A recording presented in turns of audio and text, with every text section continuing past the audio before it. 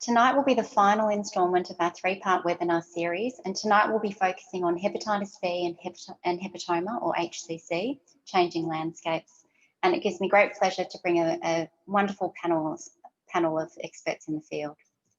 So just to start with, I'd like to acknowledge the traditional owners of the land on which we meet tonight. I am standing on the land of the Wurundjeri people, and I pay my respects to the elders, past and present, and the Aboriginal elders of other communities who may be here today.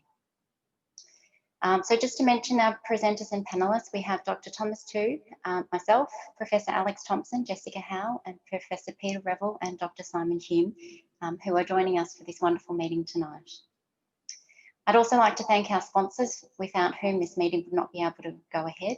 Our platinum sponsor, Gilead, our gold sponsor, AbbVie, and our bronze sponsors, Eisai and Norgine. And now I'd like to introduce our first speaker. So our first speaker is Dr. Thomas Tu. Thomas has spent the last 13 or so years researching hepatitis B. His research is focused on detecting the different forms of the virus and how they contribute to the infection and persistence, as well as liver cancer that is associated with chronic hepatitis B infection. He has carried out research at the University of Adelaide, the Centenary Institute in Camperdown, the University of Heidelberg in Germany, where he performed a postdoctoral research fellowship. And he also has a very unique experience, and he's going to talk about his experience as well. So thank you, Thomas.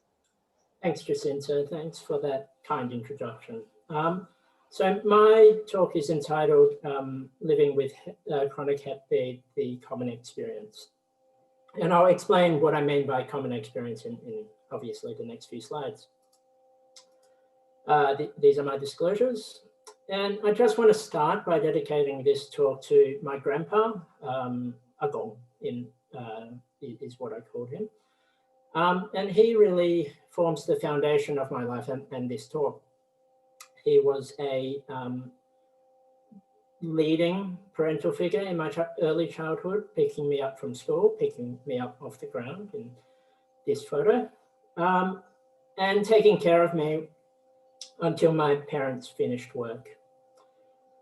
So I was born in Australia, but really my Hep B story starts in China and in Vietnam. Agong, like all of my grandparents, was born into and grew up in Mao era China. He, again, like all of my grandparents, were part of this huge exodus out of the Canton area, driven by famine and lack of opportunities. He and his family ended up in Saigon, now Ho Chi Minh City, and raised my mother and her sisters. After school, my mum grew up working in a watch parts import-export business that was painstakingly set up by Agong after arriving in this new country. Not long after, the Vietnam War got bad, and then it got worse and close. Curfews came in place. A makeshift execution wall was set up just down the road from their apartment. Mum would stick her head out of the window trying to catch a peek when there were gunshots. Agong suggested she pick up any survival skills that she could. She ended up learning how to slaughter and prepare a chicken, how to break down a TV to extract gold from the component boards, and even how to steal electricity from overhead wires. Then came the running and all that came with it.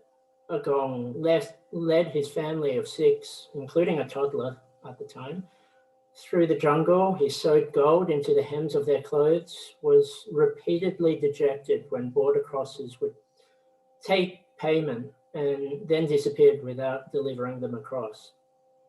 His hand shook as he had to burn wads of hard-earned cash so he wouldn't be found by soldiers at the next checkpoint and have the family shot. He and others saw friends and family catch boats and never saw them again. Eventually, they made it to Australia, and Agong started again to build a life from scratch. While here, my parents met at a Chinese restaurant. She was a waitress, he was a chef. For both, it was their second jobs they took to cover expenses. They ended up marrying and having me. Hep B is known in my family, not surprising. Incidence rates of chronic Hep B are about 7% in China and almost up to 20% in Vietnam. So sometime during my childhood, I was exposed to Hep B and I joined them. I tell you this story not so you'll pity me, but for you to understand who has Hep B in Australia. Many of them are common folk who are hard done by, who through no fault of their own have been failed by systems that many of us take for granted as foundational and firm in our society. Over 50% of people with hepatitis B in Australia were born overseas, many of them from the Southeast Asia region, many of them migrants or refugees restarting their lives. I point out it's people with hepatitis B I'm talking about, not necessarily hepatitis B patients. And many will not want to go to a doctor unless they absolutely have to. And so I put these question marks here as well, because things move so quickly. In my parents' lifetime, Vietnam and China have become highly developed countries. They themselves have become Australian citizens, and I was born here. They raised themselves to middle class. All of these things change in a lifetime, but a chronic hepatitis B infection will remain. So my diagnosis, I was about this years old, about 20 years ago, when I found out I had hepatitis B after a routine blood test. After recovering emotionally, I did what most people do, and that's Google it. And I found out that, 250 million people around the world have it. That's a lot of people, and that's a lot of stories. Mine is just one of these, and it's not a particularly representative one. I'm relatively rich and privileged compared to most. I'm in a country with one of the best healthcare systems and Hep B programs. And given I now have a PhD in hepatitis B and lead a research group on Hep B cure, my health literacy is probably better than most. Oh, yeah.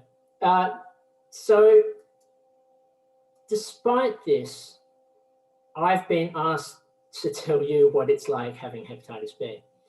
So there's many things going on which can be academically understood and which we try to cover in a review we wrote earlier this year. But these concepts are actually really hard to convey viscerally. But I think the closest I can get is drawing some parallels with something you've all experienced. I use the topical example of COVID, which I guess has impacted everyone here in some way or form.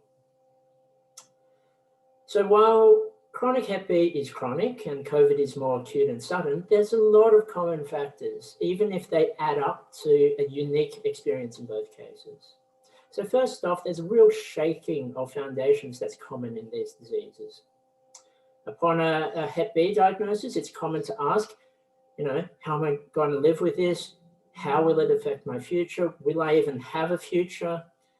Many right now are going through the same mindset with the impacts of COVID, trying to adapt to this new normal.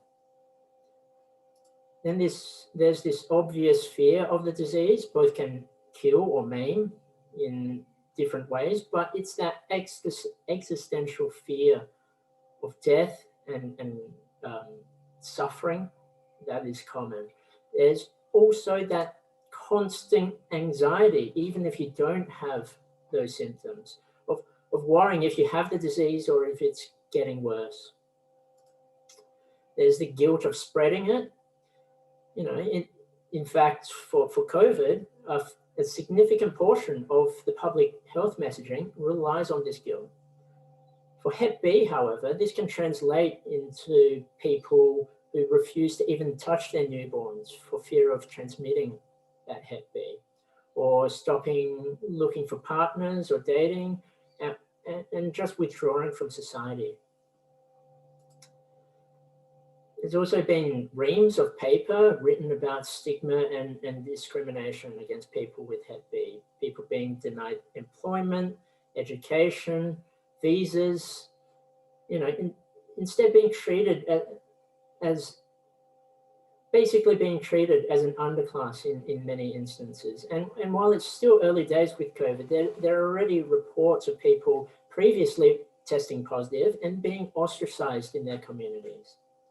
Also, for both of these diseases, this racism, mistrust and xenophobia are really becoming a concern. There's this assumption that you're doing something unsafe, irresponsible, or immoral to have been infected with Hep B. It's not quite the same, but with COVID, I feel that judgment as well when I need to cough in public, that instant judgment, that shame, that feeling that you're not doing quite right by society. But also we can look at the differences, and one striking one is this camaraderie of shared struggle. Melburnians in particular have endured much more than many in Australia, and there's this shared acknowledgement of that struggle. You can refer to this and chat about it, but that sort of thing is lacking in chronic Hep B, mostly because no one talks about it. And there's this, and that's because chronic Hep B is this silent disease, not just physically, but also in terms of how it's treated. So as I said before, after first being diagnosed, you have this emotional overload and panic. But afterwards, after this is over, a typical response is, I'm completely alone in this. And that's one reason why I chose to publicize my Hep B status. It's because this stigma and discrimination really silences people. And so it's really hard to connect with others when they stay silent about their status. You don't know who has it, who doesn't, who can you connect to, who can share your worries. And so instead, people become apathetic, leading to limited monitoring if they don't want to engage in the management of Hep B. That does lead to poor healthcare outcomes. And this isolation really makes things worse. It makes it hard to navigate information. If you Google Hep B, you come up with 10 million pages. You don't know who to trust, who's trying to scam you, who's just trying to sell supplements. So it's really hard to know who to trust, and it's really hard to feel understood. On the other hand, it's really easy to think things are worse than they really are. You think in circles and expand these worries. It's really easy to be led by this fear of what will happen, what symptoms I'm going to have, whether I'm going to have liver disease, liver cancer. And then this becomes stressful, and then you disengage. And then it's really easy to do nothing about it.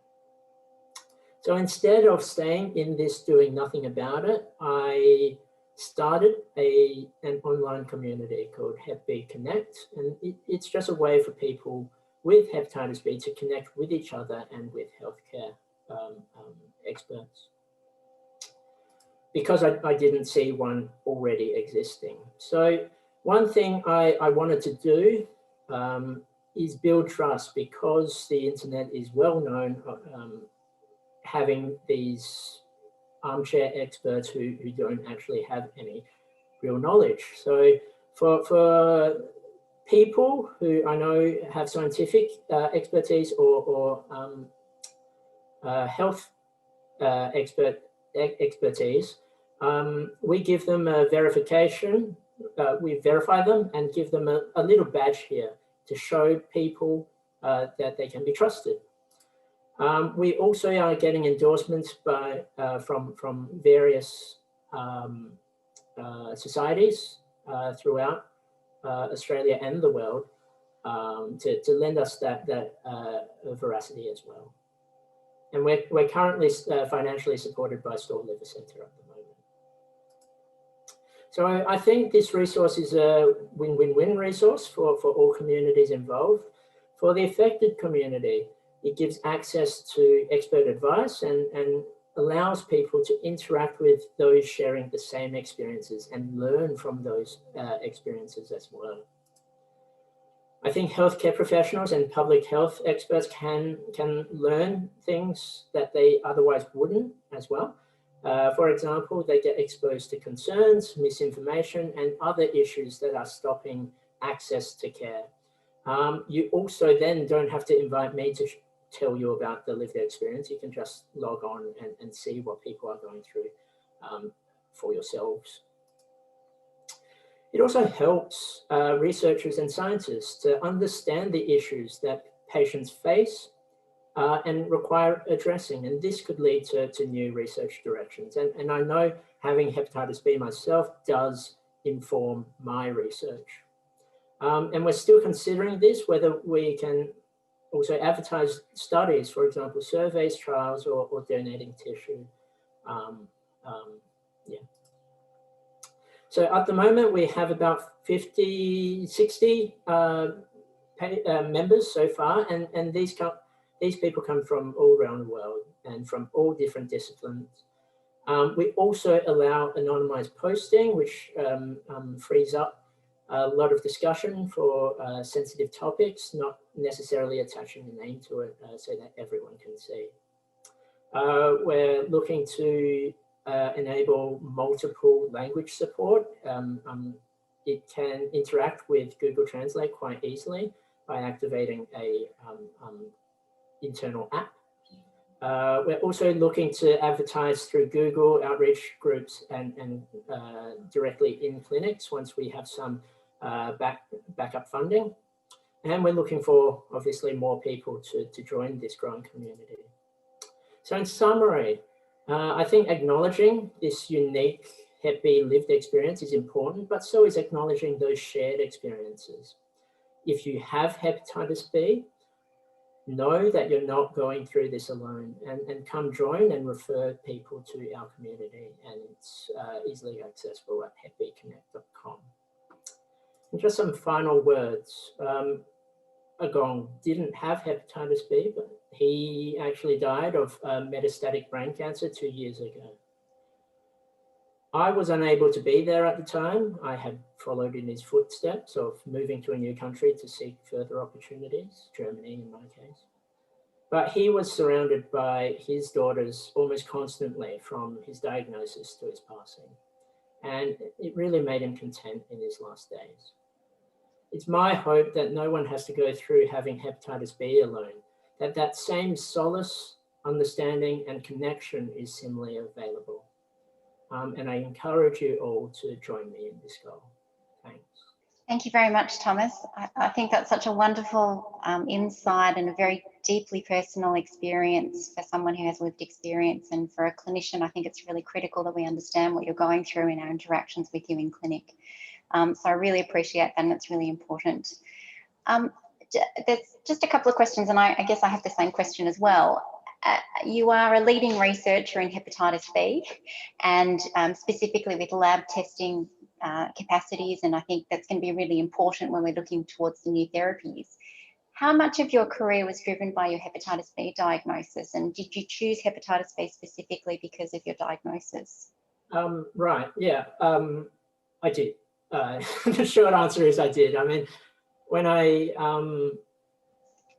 got diagnosed, I basically wanted to know more about hepatitis B, and the easiest way to do that was do a PhD in it. Honours and then PhD in it. And I was really lucky to have at my university one of the then leading Hep B researchers, Alison Gilbert, who is known by many of you, to do a PhD under, and so that really kickstarted my research. And do you think it drove you to do science just in general? Yeah, definitely. I mean, and I think it was really important to push me through what looking back, my worst marks in high school were in biology. And I got a second class honors as well. And in undergrad, immunology was really one of my weaker subjects, but I still kept at it, and here I am still. So having that diagnosis and that driving my passion really allowed me to just keep at it. Yeah, so if it's not easy, I'm now talking to like the students in the audience. If it's not easy, don't worry. Just if it's really what you want to do. Yeah. And how does it feel to be sort of living with chronic hepatitis B in the current research era of chronic hepatitis B, with all the new assays, the new understanding of hepatitis B, how it works, the new therapies? I was really surprised that tenofovir was only available something like 10 years ago. Something that seemed so, natural to me, was only came around so recently. And I'm really thankful that it was, because I'm taking it now, and it helps me, not get liver cancer and progress, my liver disease progress.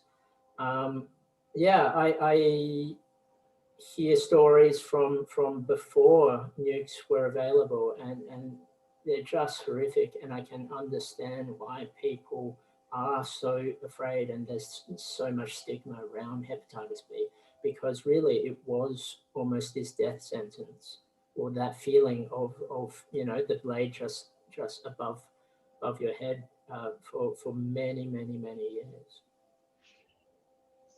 Okay, great. We might save some of those other questions to the cases because they will be answered in the cases. Alex, did you have a question?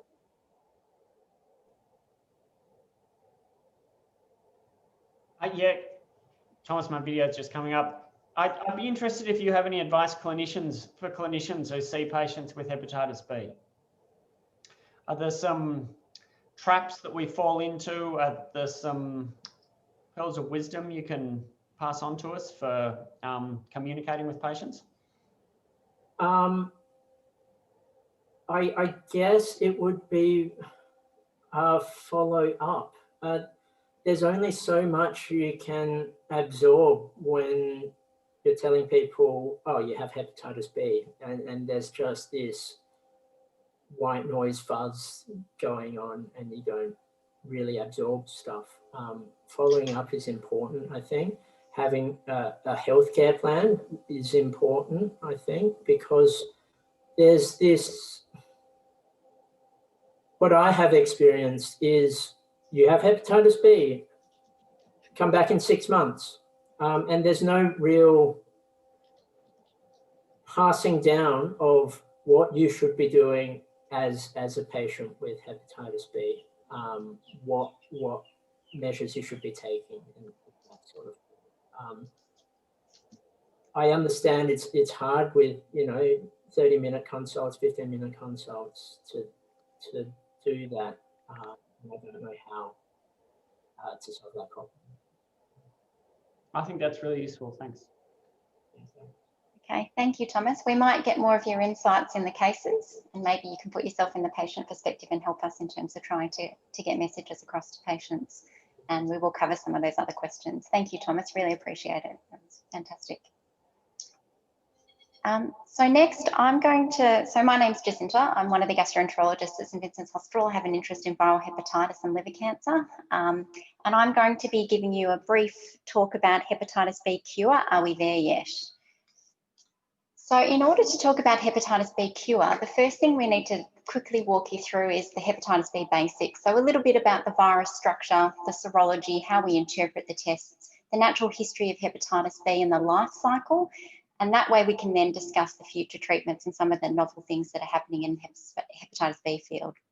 I'm going to briefly discuss the current hepatitis B treatment, what treatment options we have and what our endpoints of treatment are. And then I'm going to very briefly touch on the new treatments and treatment approaches, bearing in mind that this is a very rapidly evolving space and they're very early in development. So I'm just going to briefly show you some exciting data. So this is a very sort of cartoonized version of the hepatitis B virus. So in the middle, we have the hepatitis B DNA material, the actual viral material, and that's encased within the core antigen, which is in the green there, or the neocapsid. Outside of that is the E antigen, which is a protein that is a marker of replication. So when you're E antigen positive, you have higher replication. And then on the outside, we have a lipid surface envelope or surface protein or the surface antigen. So these are sort of the major proteins that we think about when we're talking about testing and screening for hepatitis B and working out what phase people are in. So the surface antigen is the hallmark of active infection. So when you're screening someone for hepatitis B infection, this is generally what we order. The anti-hepatitis B or the antibody to hepatitis B surface protein is the hallmark of immunity from vaccination. The vaccine has surface antigen in it. We can't test for the core antigen at the moment, although there are newer assays in development at the moment, but we can test for antibodies against the virus, and this shows that you've been exposed to the virus because this is not contained within the vaccine. The E antigen and E antibody, as I mentioned, are markers of replication. So very early in infection, we are E antigen positive with high levels of replication, and then we develop antibodies against that.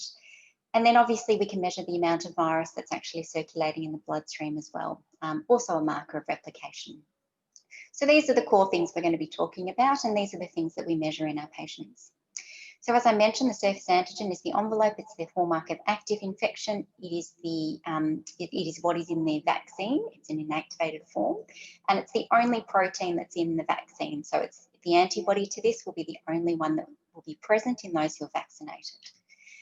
The core antibody is actually inside the virus, so it represents exposure to the virus, but doesn't differentiate current or past infection. So then you need to do the hepatitis B DNA to work out whether they've got current infection. So this will be in the course notes for you all, but this is just some very basic screening serology that you might order. So someone who has not had hepatitis B and is susceptible, they would be negative for the 3 things that we mentioned.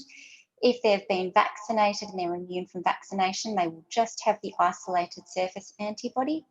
If they've had prior infection and it's gone away, they will have a core antibody because they've been exposed to it before, but not the surface antigen.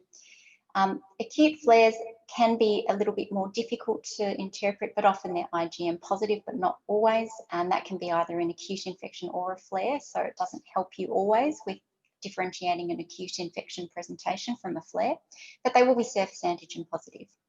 Chronic hepatitis B infection has a very similar profile, but you can see that the sort of major difference is the IgM, although as I mentioned, it's not always present.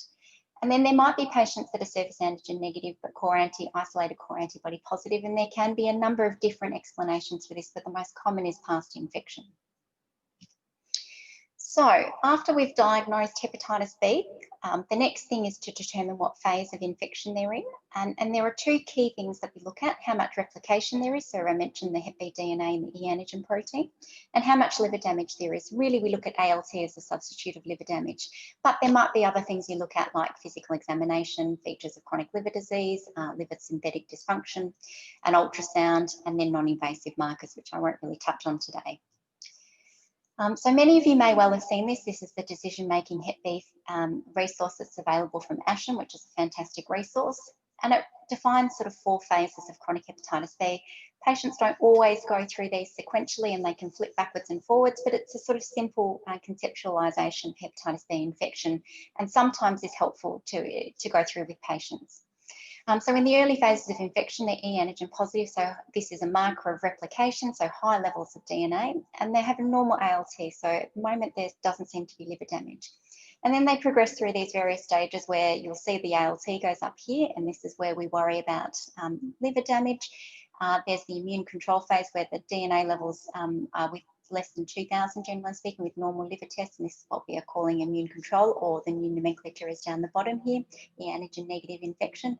And then there's this immune escape where the virus escapes the immune control and starts causing liver damage again with rising viral loads. And really we look at treatment in phase 2 and 4 where there's evidence of ALT elevation or damage to the liver. Although this will be changing, or there is likely to change as treatment progresses and as we have more effective treatment. But these are the current guidelines in Australia for accessing treatment. So really this talk is about hepatitis B cure, and unlike hepatitis C, hepatitis B is not curable. And there's a number of reasons why that's the case, and we'll talk about that when we talk about the Hep B life cycle.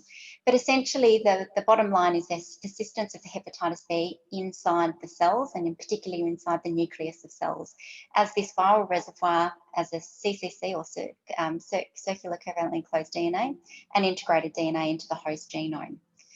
And there are also all of these high viral burdens. There's all of this viral material that's floating around, as well as those proteins that I mentioned, and they chronically stimulate the immune response. And then the immune response to hepatitis B is not very strong in the first place. And this weak immune response leads to persistence of virus and an exhausted immune response. And so it's inefficient in clearing or unable to clear virus. So in Australia at the moment, we have 3 approved treatment options. We have entecavir, tenofovir, and pegylated interferon. So entecavir and tenofovir are nucleotide analogues. They're very well tolerated oral tablets that you take 1 tablet once a day. They have a very high barrier to resistance, meaning that long-term therapy, most patients don't develop resistance if they're taking their medications. There are some caveats in terms of which patients you might choose for one or the other. And then there's interferon, which is an immune modulator, which is not used so much anymore, but it's designed to try to get the immune response, to sort of stimulate the immune response to get rid of virus. But there are a number of side effects, but the benefit is fixed duration therapy, as opposed to the entecavir and tenofovir, which is generally lifelong in most individuals. So the current goals of therapy in our e-antigen positive patients, the sort of defined endpoint is e-antigen seroconversion, where we're putting them into that phase where they have less Hep B replication and hopefully therefore less damage to their liver. In e-antigen negative patients, it's really long-term viral suppression, and the primary goal is to really prevent the virus from causing ongoing damage to the liver and therefore improving clinical outcomes. And there are additional goals, including preventing mother-to-child transmission, prevention of Hep B reactivation, etc. In addition, hepatitis B treatment has been shown to reduce the risk of hepatoma or hepatocellular carcinoma, and also improve patients that have significant fibrosis, and it can actually regress. So these are the outcomes of therapy, but it's not cure. So as I mentioned, so in hepatitis B at the moment, the current goal of treatment is really viral suppression. But really what we're aiming for is what we call functional cure, which is loss of surface antigen with or without anti-hepatitis B antibodies. However, this is rarely achieved in the natural history of chronic hepatitis B and on treatment, and I'll show you some data for that. But this is really where we're heading, and I'll show you why. However, really the holy grail of what we really want is what we call sterilise and cure, where we can actually eliminate those persistent reservoirs of hepatitis B in the cells. And I'll show you that in the life cycle in a little bit more detail. So this is why we're heading sort of more for functional cure. This is surface antigen zero clearance or loss of surface antigen. So this is cumulative incidence of liver cancer as in 20,000 patients with chronic hepatitis B. This is when they don't have viral suppression. So you can see that the incidence of cancer is very high. If they have complete viral suppression, it reduces the risk, but you can see that they still have a significant risk of liver cancer. However, those who have surface antigen zero clearance have a much lower cumulative incidence of liver cancer. And so this is why we're really moving towards thinking about functional cure as our endpoint, although our current treatments don't do that very well. These are data just looking at functional cure with our current treatment. So if you have no treatment, it happens in about 0.5% of patients per year. With entecavir and tenofovir, it's somewhere between 1 to 3%. With peg interferon, it's a little bit higher, and this benefit is even seen up to 5 years to even longer after treatment. So there is some benefit with interferon over the other treatments, although, as I mentioned, it is associated with significant toxicity. But you can see that we're really not achieving this very much in our patients, and really we need to have better therapies to do this. So let's just briefly walk you through the Hep B life cycle. So the virus enters via this receptor, and then what happens is that it gets into the nucleus of the liver cell or the hepatocyte. And from here, two things happen. Part of it integrates into the host genome. So this is into our chromosomes or whoever has hepatitis B chromosomes. So it randomly inserts. The second thing that it does is it forms this CCC DNA, which is a very stable mini chromosome of hepatitis B. And from that, we get all of our hepatitis B proteins and viral products. So these are the messenger RNAs. The messenger RNAs then produce our proteins, like our surface antigens, our E antigens, etc.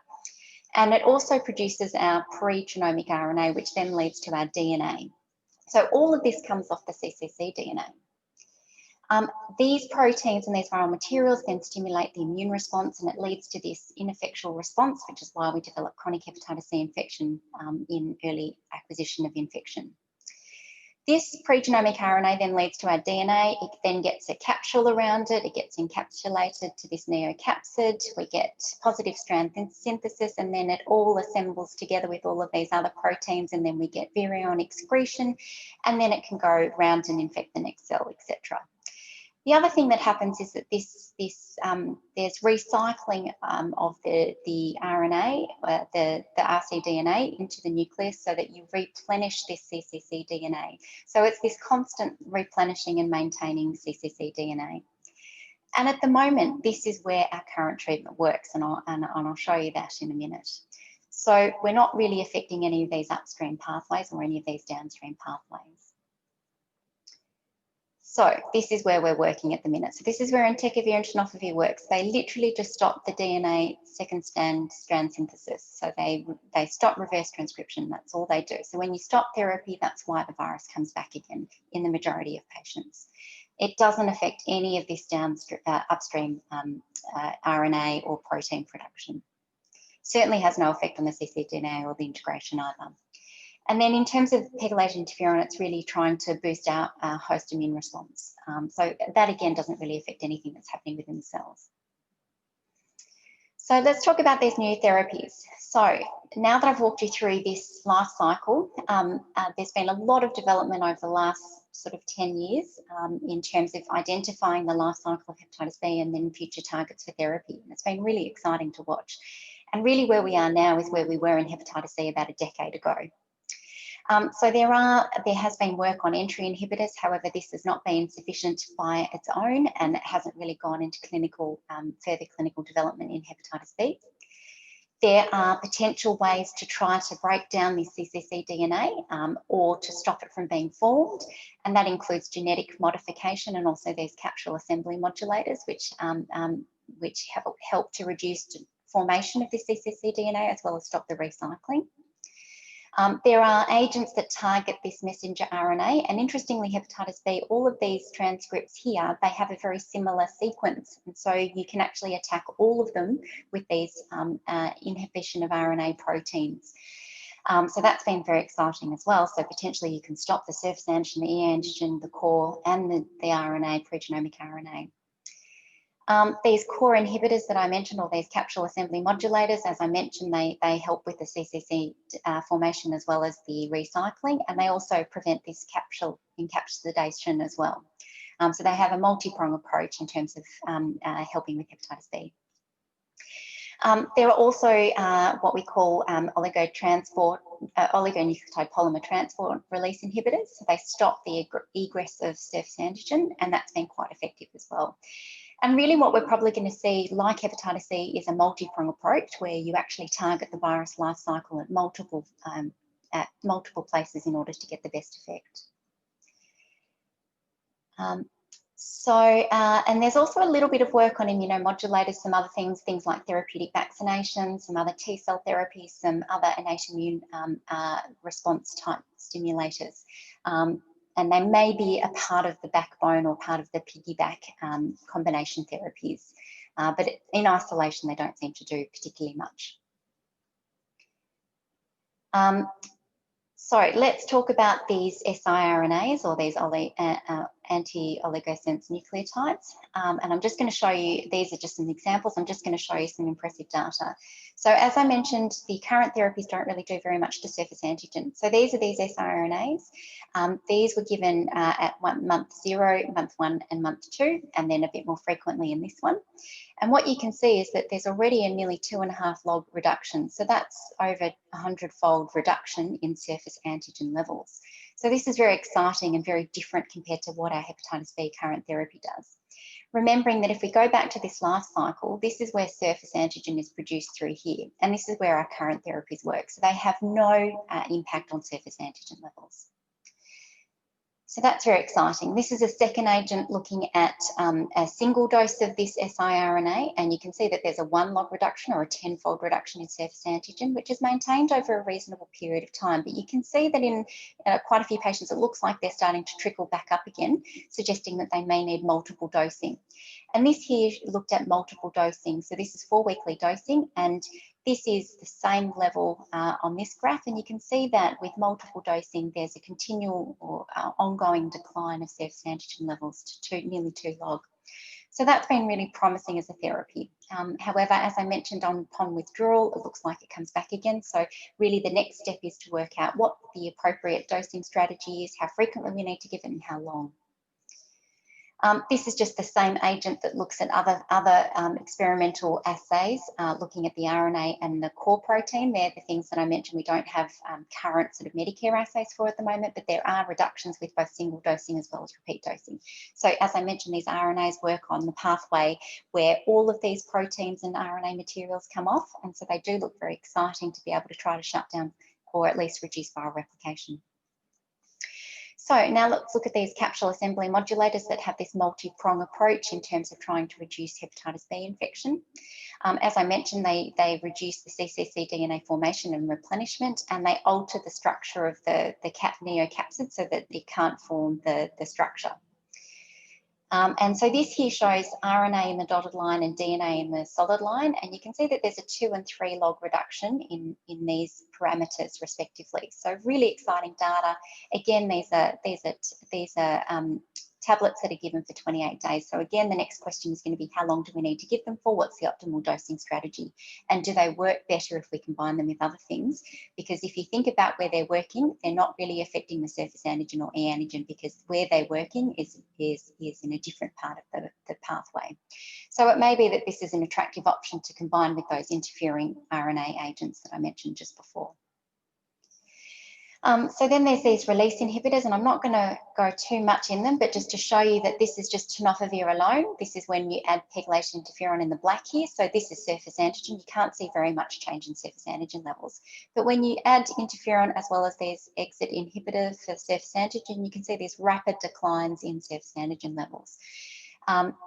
In addition, you can see surface antibody titers rising as well. So this may well be a good option or part of the multi-prong approach for future treatment for hepatitis C.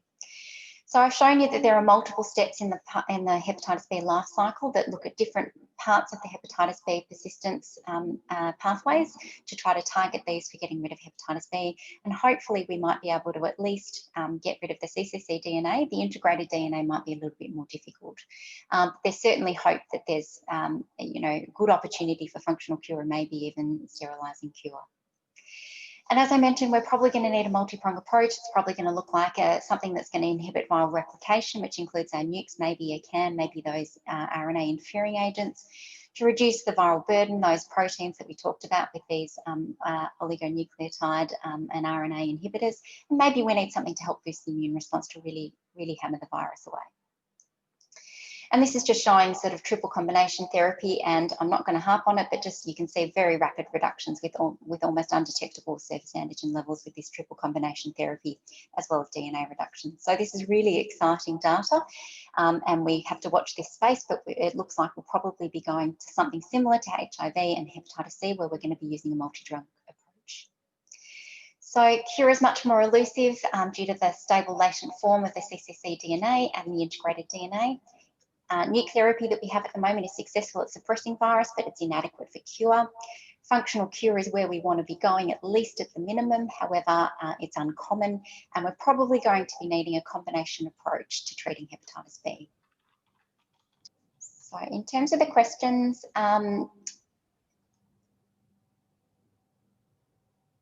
checkpoint inhibitors and flares of hepatitis B. So the checkpoint inhibitors at the moment, we don't really have that much experience with flares of hepatitis B. And we might talk about that a little bit later in one of our cases, actually. So we might move to the next speaker. So next I'd like to introduce Alex Thompson, who is the Professor Director of the Gastroenterology Department at St Vincent's Hospital in the University of Melbourne. He is the Program Director for the Victorian Statewide Hepatitis Service Australia, contracted to the Victorian Government's Department of Justice and Regulation. And his research focuses on improving outcomes of patients living with viral hepatitis. He's been a key member of the discovery of the IL-28B polymorphism as a predictive treatment outcome in hepatitis C, and has been a key member of multiple hepatitis B studies, including stopping hepatitis B therapy in trying to induce surface antigen loss. He's published widely in journals including Nature, NEJM, Gastroenterology and Hepatology, and it is my privilege to invite him to present today. Thanks, Jacinda, very much for that kind introduction. Right, so my job tonight is to talk about something new that we're starting to think about in hepatitis B that is at the moment a research strategy, but may have some application for a small number of patients, and that's the strategy of stopping nucleoside analog therapy in patients who've been on long-term treatment. These are my disclosures. So I'm talking specifically now about e-antigen negative hepatitis B. So this is the later phase of hepatitis B infection. And the first line treatment for e-antigen negative hepatitis B are the nucleoside analogues, entecavir or tenofovir. And at the moment, our treatment paradigm is one of long-term indefinite therapy. The current criteria for stopping nucleoside analogues is surface antigen loss or functional cure. And in patients who are on nucleoside analogues, we know that this is very rare and occurs in less than 1% of patients per year. There is some emerging data that some patients may be able to stop nucleoside analog therapy, and that indeed stopping therapy may be associated with a chance of functional cure. So this concept first emerged in 2012 when a group from Greece led by Stefanos Hadzianis published results in a small cohort of patients who'd been treated long-term with adefovir, which is one of the older nucleoside analogues. These patients had all been completely suppressed on adefovir for 5 years. And then the group withdrew treatment and followed the patients for more than 5 years. And the graph at the bottom left of this slide demonstrates what happened. So of the 33 patients, 15, or all of them reactivated their virus, and 15 of the patients were restarted on treatment. In the patients who didn't restart treatment, however, there was a significant minority who lost surface antigen. So 13 out of 33, or 40% of the patients, achieved functional cure by 6 years of follow-up. They also observed in the patients who didn't restart treatment that surface antigen loss or functional cure was associated with a hepatitis flare. So this really caught our interest all these years ago, and we started a prospective study of stopping nucleoside analog therapy in non-cirrhotic e-antigen negative chronic hepatitis B patients. So this is a study that's been run in Australia, a multi-centre study across multiple sites in Melbourne as well as New South Wales. And the study is being led at the moment by Sam Hall, who's a PhD student at St Vincent's. And Sam presented the results at the first 48 weeks of follow-up at the European Liver Meeting a couple of months ago. So in this study, we had 111 patients who were prospectively enrolled. All were non-cirrhotic, all were e-antigen negative, all had been on nucleoside analog therapy for at least 2 years and had achieved complete viral suppression with undetectable DNA levels. And we stopped the patient's treatment and then we've followed them prospectively. We've followed them closely. So in the first 3 months after stopping treatment, we see them every 4 weeks. We then extend follow-up to 6 weeks and then 3 months. So this is a much more intensive monitoring schedule than patients would undertake if they were continuing on nucleoside analog therapy. So the median age of the patients was 56 years. 60% of the patients were male. The significant majority of patients were of Asian ethnicity. 2/3 of the patients were taking entecavir before stopping treatment, and 1/3 were taking tenofovir before stopping treatment. All patients had normal liver function tests and a completely suppressed HBV DNA. Surface antigen levels are something that we're starting to think about now. So you can measure the amount of surface antigen in the blood, and this is emerging as a clinically relevant biomarker, as Jacinta's just outlined in the CURE studies. So there were a small number of patients enrolled in this study who had very low surface antigen levels. So 20% had surface antigen levels of less than 100. And roughly half the cohort, 40%, had surface antigen levels of greater than 1,000. All the patients were non-cirrhotic. So as had previously been observed, virological relapse was universal. So every patient became virus detectable soon after stopping treatment. And the median time to becoming virus detectable was 8 weeks. The peak level that the virus rose to, as outlined on this graph, in 30% of the cohort was greater than 200,000. But in 20% of the cohort, the peak DNA levels in the first 48 weeks of treatment remained under 2,000, which we know is a key threshold for treatment. The median time to the peak HBV DNA was 24 weeks. What was interesting in this study is that we saw a difference in the time to relapse comparing patients who had been taking tenofovir versus patients who had been taking entecavir before stopping treatment. And what we saw was that patients taking tenofovir relapsed very quickly, within 4 to 8 weeks, whereas patients taking entecavir relapsed more slowly. And the median time to virus becoming detectable was over 3 months. You can see that and this is described in this graph on the slide, you can see that the graphs do converge. So by week 48 after stopping treatment, there is no difference in the number of patients who become virus detectable, but there is a significant difference early in treatment. We considered other baseline variables that might be associated with time to relapse, and there were no other factors that predicted for this. The only significant factor predicting time to relapse was the drug that was taken prior to stopping. This strategy is, I think, really evaluating whether we can harness a biochemical flare after stopping treatment. And you can see that a significant number of patients do have a biochemical flare. So 42% of the patients had an ALT that rose to greater than 2 times the upper limit of normal within 48 weeks of treatment. And there were a small number of patients who had more significant hepatitis flares. You can see that 21% of the cohort pushed their ALT up to more than 10 times the upper limit of normal. And some patients did need to restart treatment. So 11% of the cohort restarted treatment during follow-up. Not surprisingly, there was the hepatitis flares occurred earlier in patients who were stopping tenofovir compared to patients stopping entecavir. And this fits with the difference in rates of viral relapse that we saw where tenofovir treated patients relapse earlier. So it makes sense that they would have a hepatitis flare earlier as well. Again, there was no other clinical factor that predicted for the time to a hepatitis flare, just the drug that had been taken. But again, you can see the curves do converge. So that whilst tenofovir hepatitis flares occur earlier, there is no significant difference in the proportion of patients who have a flare by 48 weeks after treatment. Indeed, when we looked at these flare patients more closely, we observed 2 patterns of flare.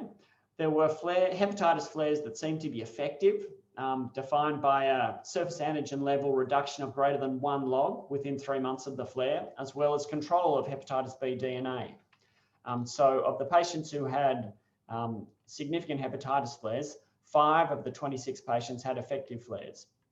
In contrast, it was more common for patients to have ineffective flares, and this occurred where there was a hepatitis flare, but persistent high levels of surface antigen and persistent high levels of hepatitis B replication.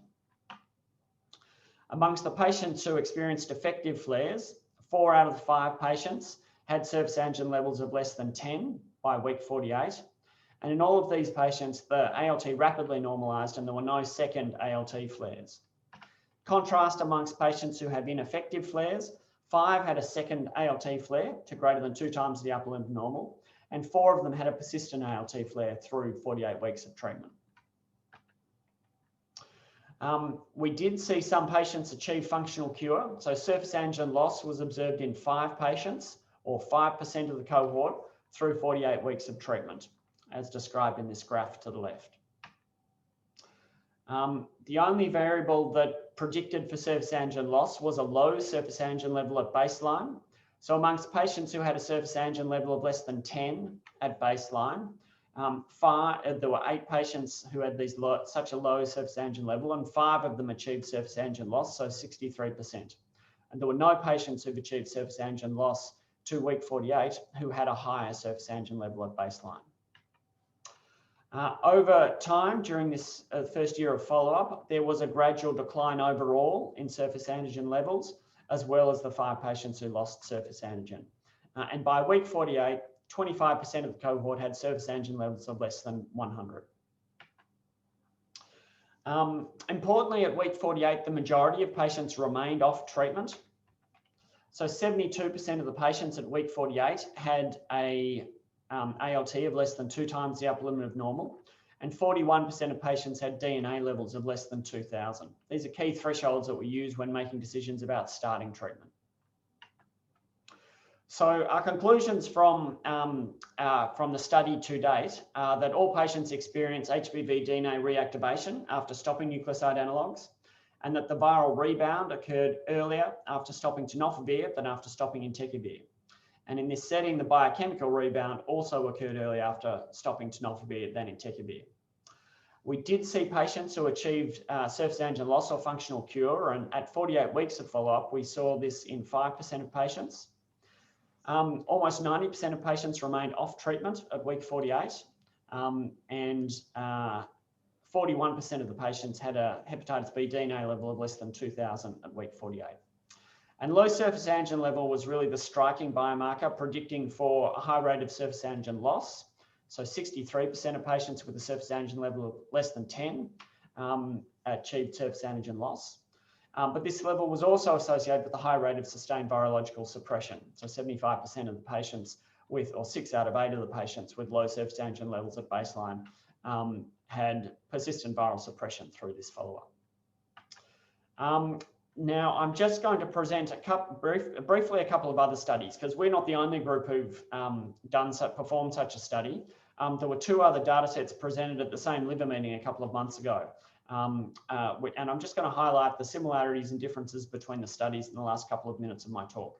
Sonneveld presented a retrospective cohort that combined data, was a retrospective study. It combined data from multiple different regions in the world. And Van Bommel presented a prospective German study. So you can see that the Van Bommel study was the other prospective study. A significant difference in the ethnicity of patients enrolled in the studies, with the prospective German cohort enrolling 80% Caucasians, which was different to the Sonneveld study, similar to ours, with the majority of Asians. All studies enrolled patients with persistent viral suppression. Our study and the Sonneveld study, 2/3 of the patients were taking entecavir, and the German study, 2/3 of patients were taking tenofovir. The baseline surface antigen levels in the study were different. So our cohort had lower baseline surface antigen levels than the prospective German cohort, where the baseline surface antigen level median value was over 3,000. Importantly, none of the studies enrolled cirrhotic patients. Now, it wasn't just our cohort where we saw this difference in time to a virus detectable and time to hepatitis flare between entecavir and tenofovir.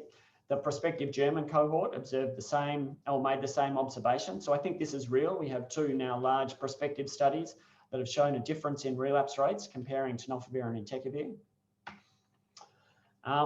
And if we think about some other key clinical biomarkers, if we consider patients who, as discussed, who have relatively normal liver function tests and low viral loads at the end of follow-up, this was observed in between 30 and 70% of patients at 48 and 96 weeks of follow-up. Surface antigen loss rates at week 48 are 4 to 5% in the two 48-week studies, had risen to 10% in the German study, which had 96 weeks of follow-up. And it does seem from other retrospective cohorts that the surface antigen loss rates do increase with time. All three studies observed an association between surface antigen loss and the baseline surface antigen levels, but the key thresholds differed, and I think they differed according to the ethnicity of the patients, as well as perhaps hepatitis B genotype. The two are closely linked.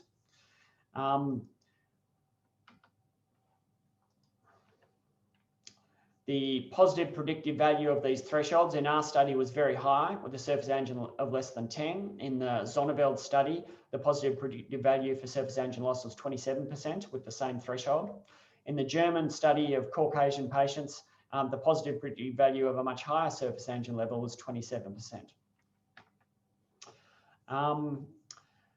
One other interesting observation is that surface antigen levels, whilst they predict surface antigen loss, they also predict for viral suppression, which I think is a very clinically relevant endpoint. So in both the Zonneveld study as well as our study, when we considered the fraction of patients who had normal liver function tests and low viral loads at week 48, you can see that in patients with lower surface antigen levels, as this describes the two central data sets within each graph. Patients with surface antigen levels of less than 10, more than 70% had viral suppression at week 48. 50% of the patients with surface antigen levels between 10 and 100 maintained viral suppression, and this fell with higher surface antigen levels. This slide looks complicated, but I just want to make the point that in the study protocols, the rates of retreatment differed. The rates of retreatment were relatively low and varied between 10 and 50% at the end of follow-up. So I'm going to stop here. We'll have a chance to discuss this in more detail later in the evening. But to conclude, stopping nucleoside analogues may be considered, I think, in selected non-cirrhotic patients who can be closely monitored. And the patients that we would be considering stopping nucleoside analog therapy would be patients who've achieved long-term suppression on nucleoside analogues. Surface antigen loss can be seen in 5 to 10% of patients, and sustained off-treatment virological suppression can be observed in 40 to 60% of patients.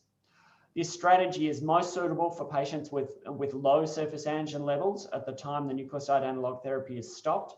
And we and others have observed that a surface antigen level of less than 10 seems to have a good predictive value for surface antigen loss, as well as off-treatment virological suppression. But it's important that patients should be non-cirrhotic, and they do need close monitoring, which is more intensive than the routine on-treatment monitoring schedule. And finally, I want to acknowledge all the different recruiting sites and investigators around the country who have contributed to this study. This is a national Australian prospective study, and I'd like to thank all the collaborators for their contributions. Thank you. Thanks very much, Alex. So fascinating way to try to induce surface antigen loss. Just in the interest of time, we might continue with the next talk and save questions to the case base. So next I'd like to introduce Dr. Jessica Howell, who is a consultant gastroenterologist at St Vincent's Hospital. She completed a translational immunology PhD in hepatitis C recurrence post-liver transplantation, and then pursued postdoctoral studies at the Imperial College in London in the fields of epidemiology and public health, leading several international studies on biomarkers in hepatitis B and liver cancer, including novel genetic techniques. Currently, Jessica is an NHMRC Sydney Sachs Fellow in the Disease Elimination Program at the Burnet Institute and an adjunct fellow in the Department of Preventative Medicine and Epidemiology at Monash University and the Department of Medicine, University of Melbourne. She combines experience in basic laboratory science and epidemiology in her research in liver cancer and viral hepatitis, and she's very focused on novel biomarker development, epidemiology, and public health interventions. She has a special interest in research translation in refugee health, prisons, and low middle income countries. And I'd like to invite Jess to talk about the changing landscape of advanced hepatoma. Thank you. Thanks so much, Jacinta. And this is a topic that really is very close to my heart. And I'm really excited tonight to talk about some of the changes with new developments with treatment, particularly for advanced stage liver cancer, where we've had very few treatments up until now available to us. So just as a brief background, primary liver cancer is the 5th most common cause of cancer worldwide and accounts for around 7% of all cancers. It's also the 2nd most common cause of cancer-related death, and its 5-year survival rate is really appalling at around 18%. Now, the vast majority of primary liver cancers are hepatocellular carcinoma, occurring in patients with chronic liver disease of various causes, particularly hepatitis B, as you've heard already this evening. And the WHO estimates that over 1 million people will die of liver cancer by 2030 from 2016. So this is an enormous public health burden that we face. Now, if you see from these maps and incidence on the left and mortality on the right, you can see Australia is really right in the middle. So we have significant incidence of liver cancer and it's increasing in Australia, and we have significant mortality as well. Now, in contrast to other cancers, we identify and classify liver disease and liver cancer using the Barcelona Liver Clinic criteria. And I'm going to talk tonight about advanced stage liver cancer, which are cancers where there's portal venous invasion or extrahepatic spread. But I'm talking about patients who have preserved underlying liver function and good performance status as well. Now, within this group, without treatment, the median survival is around 7 months. With previously available treatments on the PBS, we could increase this median survival to around 10 to 11 months. So still not fantastic, but an improvement with treatment. Now, when I manage liver cancer in the clinic, I'm also always drawn back to the story of Odysseus trying to navigate between Scylla and Charybdis, because we have to consider 2 diseases when we're managing advanced stage HCC. Firstly, there's the liver cancer, but there's the underlying liver disease, and this is really different to other cancers that we have. So firstly, we have to evaluate the stage of HCC. We need to decide if it's limited versus multifocal disease, whether vascular invasion is present, and whether there's extrahepatic spread. And secondary, then we have to evaluate the underlying liver function. And we do this using Child-Pugh class or score, and increasingly we also use the ALBI score. We determine whether portal hypertension is present, and then we determine the underlying performance status or ECOG status of patients in terms of their fitness for treatment. Now, the pathway of treating hepatocellular carcinoma is often fraught with danger. We have to backstep, make quick hairpin decisions and turnarounds and stop-starts of treatment. And up till now, we've had a pretty simple retro model of care with just one agent available to us. It's been around for a long time and we're quite fond of, called sorafenib. But increasingly, I'm going to show you tonight, we've got some more agents in our armamentarium, which is fantastic. So if we consider the timeline of systemic therapies for liver cancer, back in 2007, the first seminal studies came out with the SHARP study for sorafenib and the Asia Pacific follow-on sorafenib study, showing that it had a significant up to sort of 12-week median survival benefit compared with placebo. And that's the treatment that we had available to us on the PBS for a long time through most of the 2000s. Then there was a flurry of sort of tests between 2010 and 2014 of new trials, but unfortunately all of them were quite disappointing, with no agents really coming to the fore as being significantly improving survival. But then since 2016, we've had an increase in the number of clinical trials being done. And lenvatinib, I highlight there as a non-inferiority study, the REFLECT study in 2017, which actually showed that lenvatinib was as effective as sorafenib. And that gave us our first second treatment for HCC.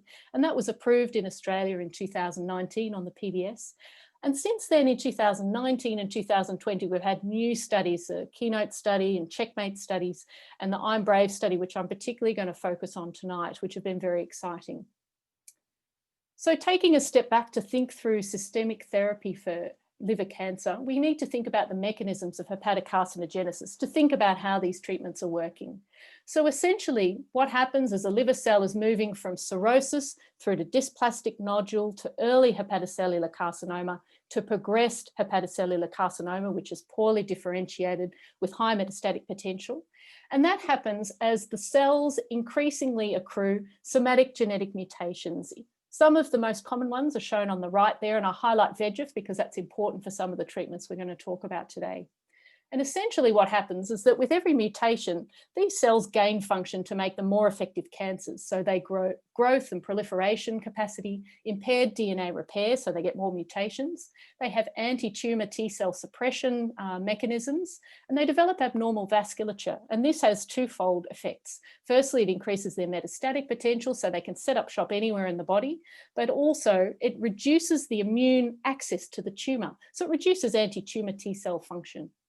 It also leads to cell immortality and stem cell properties that the cells develop, and they finally develop the capacity for cell migration and adhesion elsewhere in the body to form metastases.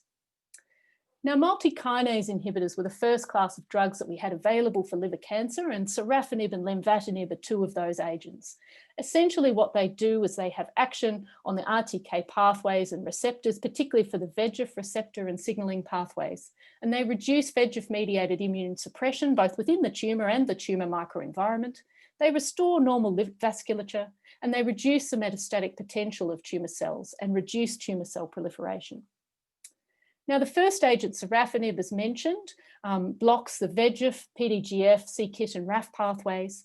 The SHARP trial, as I highlighted, showed that there was a median overall survival in patients with sorafenib of around 11 months compared to around 8 months in placebo.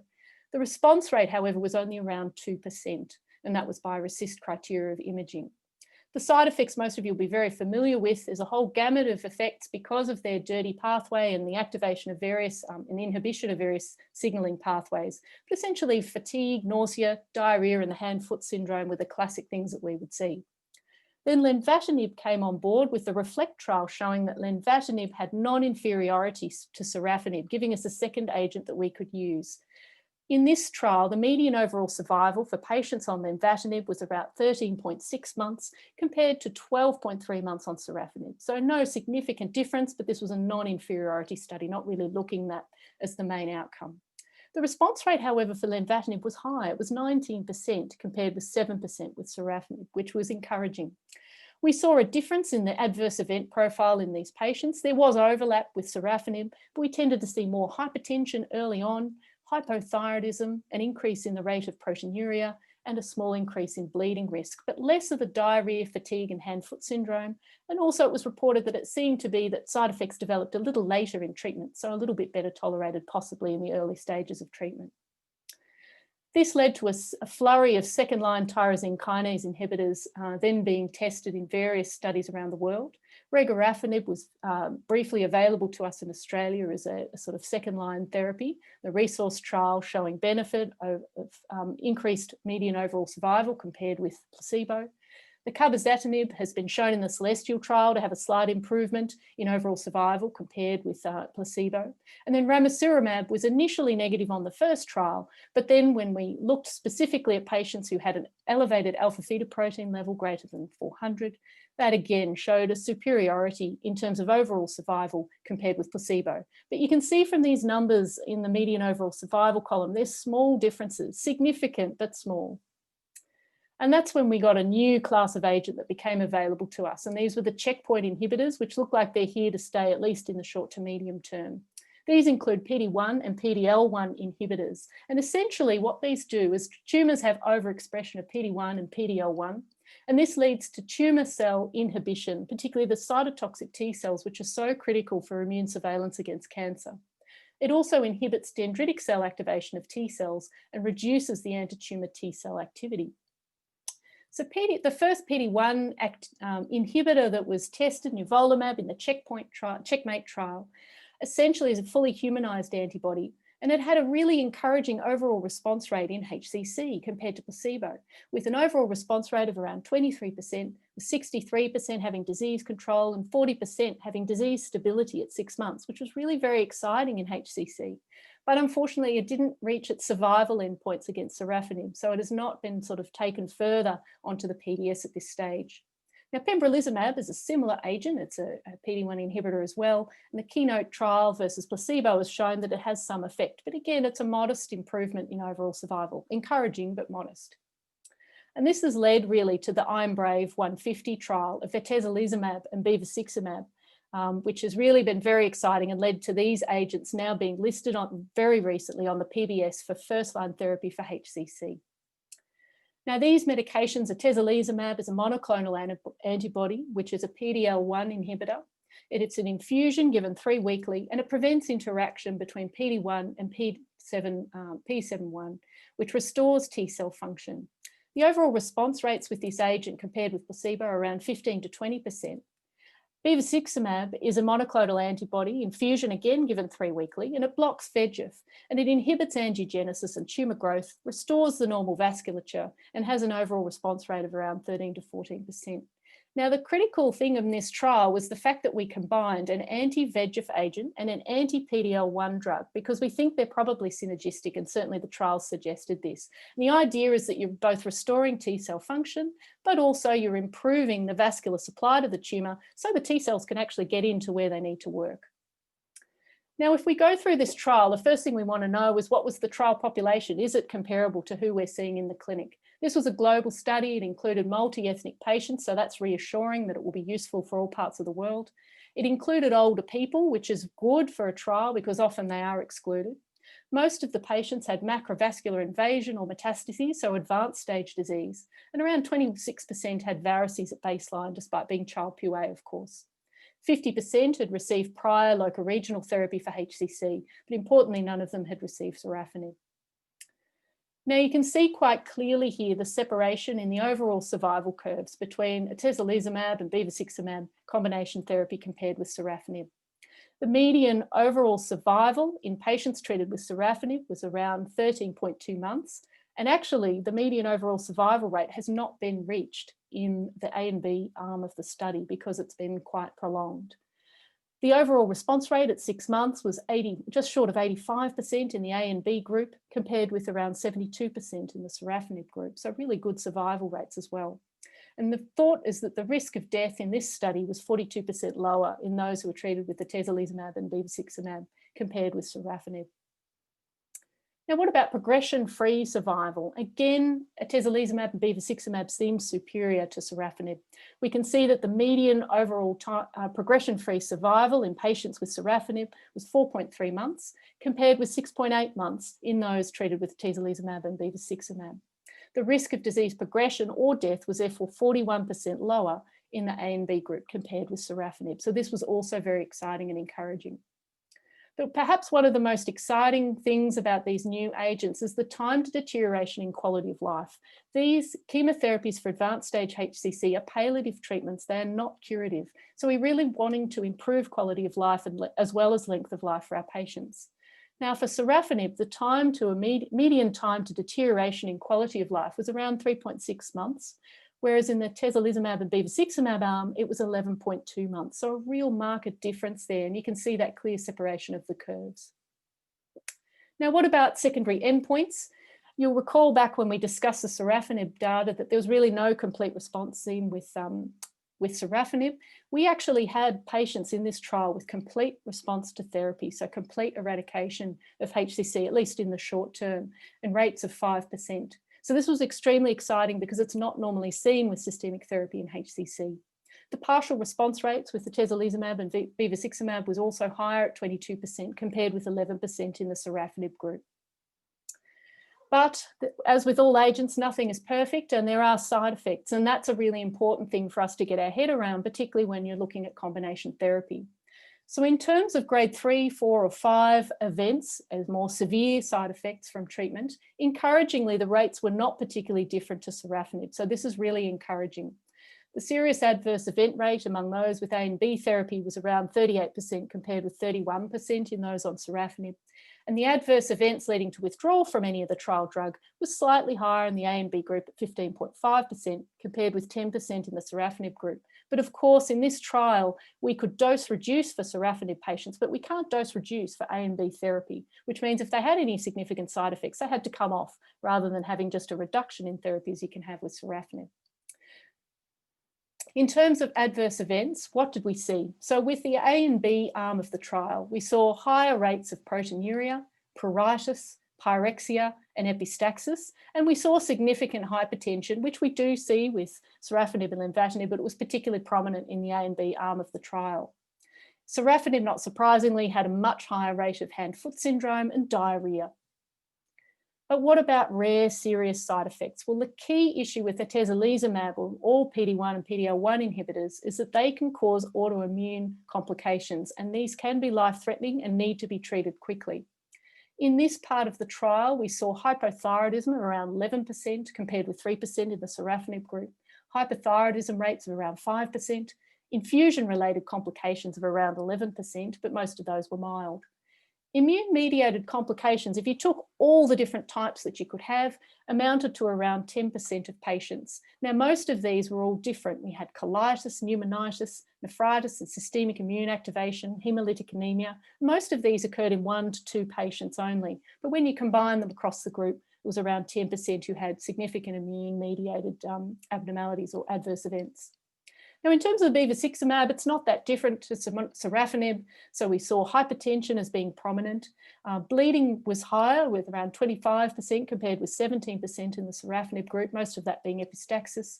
There was a higher rate of proteinuria, around 20% of patients. There was one case of gastrointestinal perforation, which has also been reported with lenvatinib and is unclear of the mechanisms of this.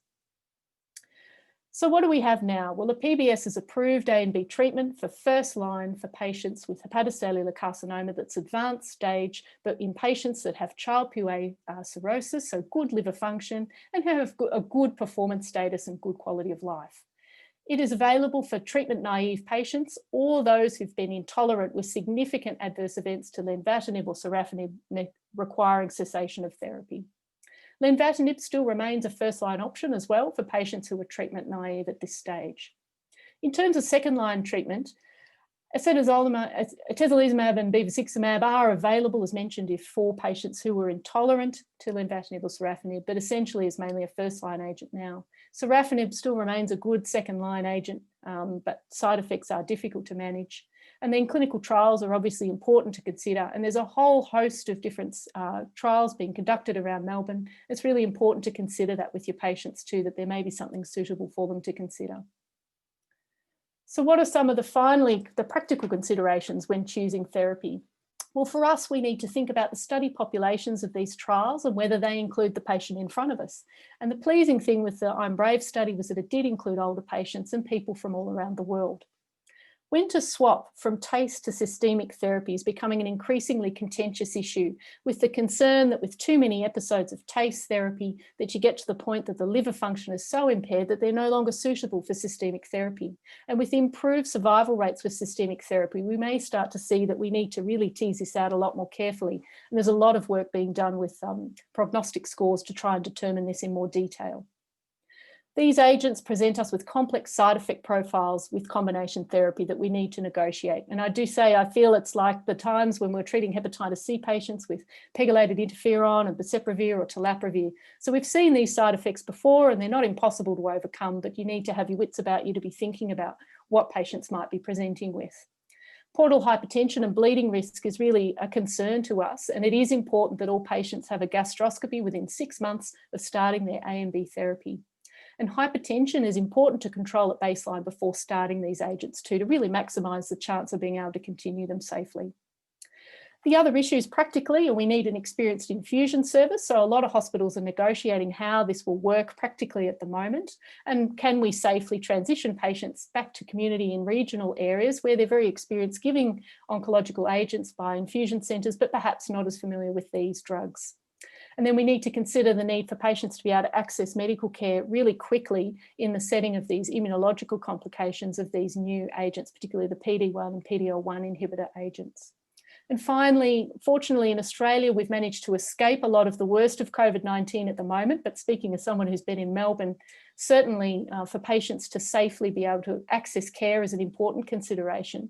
And if things did deteriorate from COVID, it'd be important to think about the fact that we've managed to keep our patients on lenvatinib and sorafenib safely through telemedicine remotely without patients having to come into the hospital setting. And it is important to have an option like that available to us still. So where does the future take us? I think personalised medicine and tailored treatment to the individual and the individual cancers, genomics will become increasingly realistic, and we'll start to use tumour biopsy a lot more to guide our therapies. Prognostic biomarker scores will become increasingly important for tailoring choice of systemic therapy, but also when to switch from TACE or other treatments. circulating cell-free DNA is really prime time in breast cancer and melanoma and prostate cancer. And we may start to see that used increasingly in liver cancer for a prognosis, tailoring therapy, and for determining drug resistance mutations as well.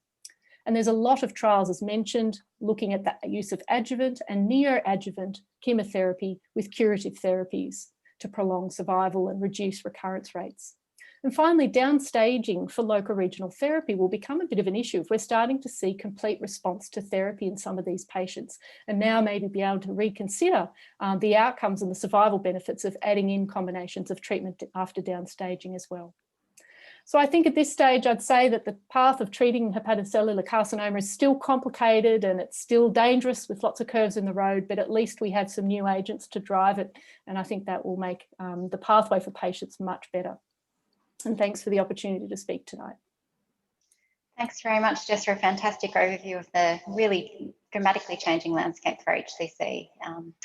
So we might head to the case-based discussions. I'd like to introduce Dr. Simon Hume, who is our gastroenterology registrar here at St Vincent's Hospital. And it's also my honour to invite also Professor Peter Revel. So Peter Revel is the section head of the Molecular Virology Group and the Division of Research and Development of the Victorian Infectious Diseases Reference Laboratory. Peter's work is focused on the molecular virology of hepatitis B, particularly the contribution of the different hepatitis B genotypes and variants to the striking differences in the natural history, disease progression and treatment response that we observe in patients with chronic hepatitis B. He has established himself as an internationally recognised expert on hepatitis B and has received numerous grants and fellowships to fund his research. Peter is also very passionate about the establishment of an international consortium that will facilitate coordinated approaches to hepatitis B cure. And he is the co-convener of the International Hepatitis B meeting, which was held in Melbourne last year. So thank you very much for your expertise, Peter. So Simon, we might get going with some of the cases, and just in the interest of time, we are running a few minutes late. We've hopefully tried to answer a lot of the questions in the chat function. We will actually provide those answers to you after the meeting, but please feel free to continue to ask questions in the chat function, and we will pause to answer these questions. Simon. Thanks, Jacinta. So we might get going with our first case. We've got 3 to present this evening. So this is a case of a 37-year-old lady with a Vietnamese background who came to Australia in 2018. She worked full-time and is married with 2 children and is a lifetime non-drinker. She had no past medical history and no regular medications. And she did have a family history of hepatitis B, but no family history of liver cancer. She presented to her GP with right upper quadrant pain and occasional fatigue over the preceding couple of years and was noted on review by her general practitioner to be positive for hepatitis B and was referred to our service for ongoing management. At the first review in March 2019, she'd actually become asymptomatic and had a normal physical examination. You can see her blood tests on the screen there, and notably liver function tests were completely normal with a normal ALT of 25. Although her surface antigen for hepatitis B was positive, indicating that she has the virus, and the hepatitis B core antibody was also positive. A liver ultrasound was performed and that did not show any liver lesions, and the liver was normal with no evidence of portal hypertension. I might hand over to Jacinta. So she's 37, she's got a normal liver function test, normal albumin and bilirubin and platelet count suggesting normal liver synthetic function, normal ultrasound. We know that she's Hep B positive. I guess what else do you want to know, Alex? So part of the routine evaluation of patients with chronic hepatitis B should involve hepatitis E serology, as you outlined in your talk. I'd want to know what a hepatitis B DNA level is, and then I would be thinking about testing for HIV, hepatitis D, and also considering liver fibrosis, hepatitis C as well, and considering liver fibrosis evaluation. They're the thoughts that are running through my head. So Peter, how common is hepatitis D co-infection? Not very common, but where it occurs, it's a really bad combination. So it's a very, very, very nasty liver disease, an extremely bad combination, and we don't really have any treatments for it yet. Although, you know, as you pointed out, the latest iteration of Maclerdix is coming on board for Delta. So not common, but still needs to be screened for. So Thomas, we see patients like this very often in our clinic, and obviously it's a very, very difficult time for them and can be quite traumatic in terms of actually presenting to the clinic. How do we best engage these patients? How much information is too much information? I think that needs to be, everyone's different, and that needs a face-to-face sort of management and judgment of what's happening. What I would be more focused on is a support network, someone that she could talk to after the consult, someone who does understand. Looks like that she has family that have hepatitis B. I would make sure that relationship is good and open to those sorts of discussions. As part of our assessments in our patients with chronic hepatitis B, we do discuss household contacts, sexual partners. How do you think we best approach that? I know it's obviously going to be different. That's difficult depending on how she's reacting, and also what this person knows about hepatitis B and how it's spread. You don't want a case where she completely withdraws because she thinks she's infectious to anyone she shares food with, which is a very common misapprehension or misconception. Talking about what she can and can't do to limit spread. Okay, Simon, we might keep going.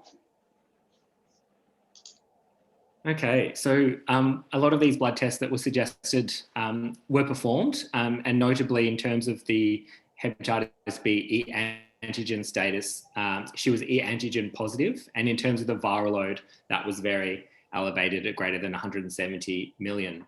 She also had a FibroScan, which came back with a reading of 4.3, and the ultrasound, as we know, was normal. So Peter, what do you think? 37 E antigen positive, is this a common occurrence? Yes. I'm just questioning whether she's still in the immune tolerant phase. And her viral load is extremely high and she's E antigen positive. So it's just she's heading to that age, and look, there's no one size fits all with hepatitis B, right? And different genotypes, and so I'm questioning here whether and that ALT is slightly elevated for a female at above 19, right? I'm not a doctor, folks, so I'm waxing and waning here a little bit, but I suspect she's moving from the immune tolerant phase to the immune clearance type phase. But again, Hep B is an extremely complicated scenario, and that's why the sorts of monitoring that you've all been talking about is so important to work out at what phase people living with chronic hepatitis B are, so they can be treated appropriately. Alex, do you worry about older patients with E antigen positive hepatitis B with very high viral loads? Are you more inclined to treat these individuals? Yeah, I think I do. We know there's a strong relationship between hepatitis B viral load and the risk of liver cancer. But that's a cumulative long-term risk. One high viral load does not mean you're going to get liver cancer. Look, Pete, I think you are a very astute clinician. I would be suspecting that this lady, she does have a slightly abnormal ALT, and that she might be moving from the immune clearance phase to from the immune tolerant phase to the immune clearance phase. I don't think at this stage I'd be rushing into antiviral therapy, but I would be monitoring her. I'd probably repeat her tests in 3 months to see what's happening to her ALT, and I'd consider repeating her viral load as well. And I'd be thinking that she's someone who's going to end up on treatment in the next year or two. But I probably wouldn't be treating her just yet, because if she's going into the immune clearance phase, I'd normally give people a few months to try and control the infection by themselves. Jess, what would your approach be? Yeah, look, I'd probably like to know a few more things about the patient as well. I'd like to know their family history. Was there a family history of people with hepatitis B who had cirrhosis or liver cancer? That would be important to know, and what age they were when they developed that. I'd also be interested, this is a 37-year-old lady, she's very young. It'd be important to check whether she wants to have children, what her attitudes to that are too, before we go too far down the discussions of treatment. Doesn't mean that we wouldn't treat patients, but it's just important to understand the patient's perspective from the start and what their attitudes toward treatment might be before then I start presenting information and the pros and cons of treatment in this setting. The other thing I'd like to say is, and Jacinta touched on this in her talk, is that there's lots of discussion now in the HBV field about whether we should be treating earlier and treating immune tolerant patients. And in fact, Thomas has done some amazing research showing that hepatitis B can integrate in cell culture studies in as little as a week after infection of the cells. And so there's increasing evidence that integration can occur earlier in immune tolerant patients. There's been some publications around that. So there's lots of discussions now about, particularly with the new curative or more curative treatments coming on board, should we be treating earlier to reduce the risk of liver cancer? So all these things need to be considered. So Jess, you did a lot of FibroScan. What do you think about non-invasive markers in hepatitis B? Do you have a preference for which one you use? Do you put much weight on them? Yeah, look, that's a great question, Jacinta. I confess that I'm reassured by them when they're normal, but when they're positive, you still need to investigate further. They are less well validated in hepatitis B compared to hepatitis C patients, and particularly you're considering patients with quite diverse ethnicities, particularly lean Asian individuals, and we know that ALT cutoffs probably should be lower in those groups. So I also have the luxury of it available, so I do tend to use FibroScan in these patients. And one of the key things is also repeating assessment over time, but whether you start patients on treatment or not, it's important to think of this as a chronic disease and you want to know what's happening to their liver over time. So it's a really useful thing to have at baseline, I think, but then also available to you for reassessment over time as well. In the interest of time, we might keep going, Simon. So flashing forward a bit further, we've got her tests up on the screen there, and we can see heading from January 2019 to January 2020 that there's been a progressive increase in the ALT, and the E antigen has remained positive. The viral load also has remained very high. So Petty, you're a very astute clinician. So now we're sitting at this scenario here. Alex, keen to treat her now? Yeah, I think so. Her ALT has been consistently abnormal for months now.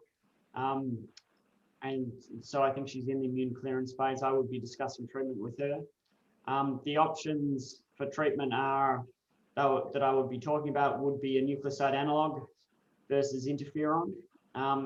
I don't think I've used interferon in quite a number of years, but it is a treatment option for E antigen positive hepatitis B, aiming for E antigen seroconversion. I think her hepatitis B viral load is still really high, and I think that's a negative predictor for response to interferon in E antigen positive patients.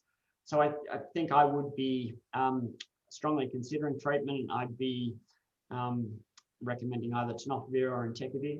I tend to use entecavir as first-line treatment, but I think they're both very good drugs. I think Jess's comment about pregnancy is a really good one. Having said that, I use more entecavir than tenofovir. I guess fertile women are the group of patients that I would be more likely to use tenofovir in, because it probably has it probably has a more benign pregnancy profile, and it is the drug that we use when we're trying to prevent vertical transmission. So Thomas, I just have a question for you, and this might be a difficult one to answer, but we are a little bit constrained in terms of who we can prescribe treatment to based on PBS criteria in terms of reimbursed treatment. How do we navigate that when a patient's really keen for treatment? Say, for example, her viral load wasn't that high and her ALT was normal and she was demanding treatment. How do we navigate that when we say to the patients, you don't qualify for treatment, yet the data is suggesting and your data suggests that we potentially should treat early? Yeah, it's a difficult question, because I am a proponent of treating earlier. And I don't understand why we shouldn't, but that's maybe another argument. How do you navigate that? I just would say you have to lay those constraints on the table, I suppose, be honest that you can't do it. What that may mean is they go off and try to find alternative medicines, which may do more harm than good. It's not a great situation. It's probably what I'd say. Yeah, I don't know how Jessica and Alex feel, but I feel like with the changing cutoffs of normal ALTs, you can often qualify patients because a 19 for a female and a 30 for a male, you know, if they're 22 or 25 as she was originally, you could technically say she's got abnormal liver function tests, which is helpful. So yeah, I just wanted to comment on those huge numbers right next to the HBV DNA. Patient is going to be looking at that and wanting to be like, get it out of me. So that attitude, I think, is pretty common, wanting to treat it. It doesn't make sense not to. Simon, do you want to keep going? And so in terms of the progress from there, yes, she was commenced on tenofovir at a dose of 300 milligrams.